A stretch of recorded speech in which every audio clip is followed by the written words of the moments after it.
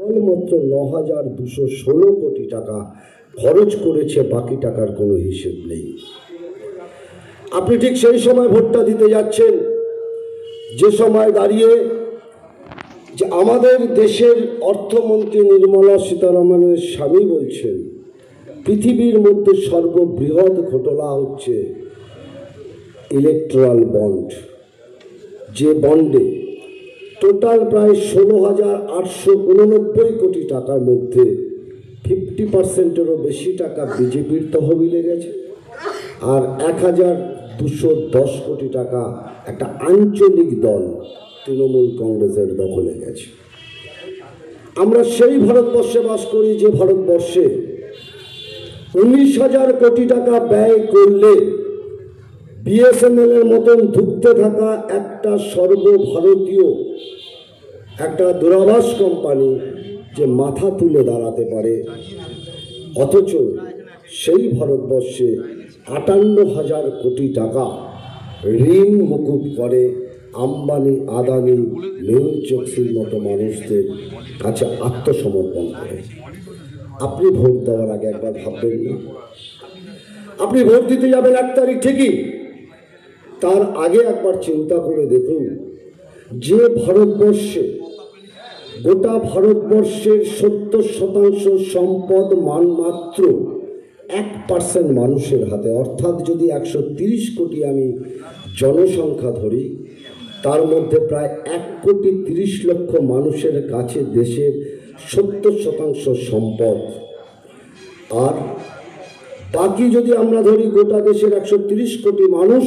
সর্বকনিষ্ঠ অর্থাৎ গরিব থেকে যদি আমি তলা থেকে আসি,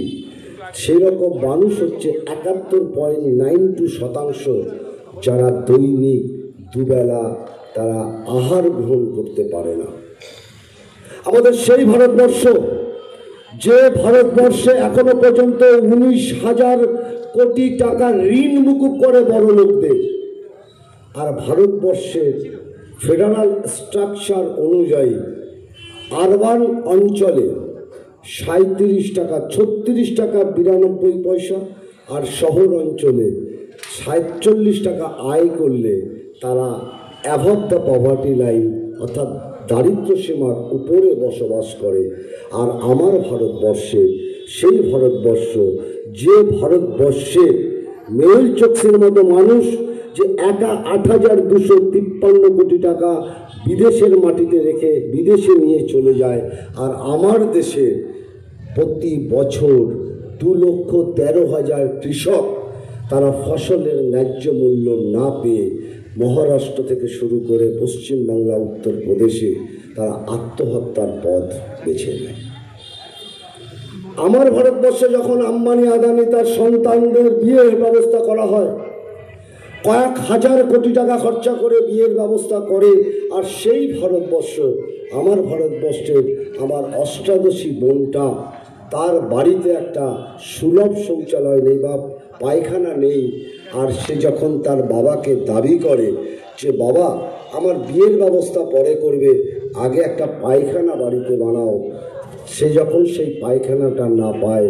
তখন সে গলায় দড়ি দিয়ে আত্মহত্যার পথ বেছে নেয়। এটাই আমাদের ভারতবর্ষ, যে ভারতবর্ষের এক শ্রেণীর মানুষ গরিব থেকে গরিবতর হচ্ছে, আর এক শ্রেণীর মানুষ বড়লোক থেকে বড়লোক হচ্ছে। অর্থাৎ যে গরিব মানুষগুলো ভারতবর্ষে আসে, যে ৭১% মানুষ যারা দৈনিক দুবেলা খেতে পায় না, তারা জিএসটি দেয় গোটা ভারতবর্ষের ৬৪%, আর যারা ধনী,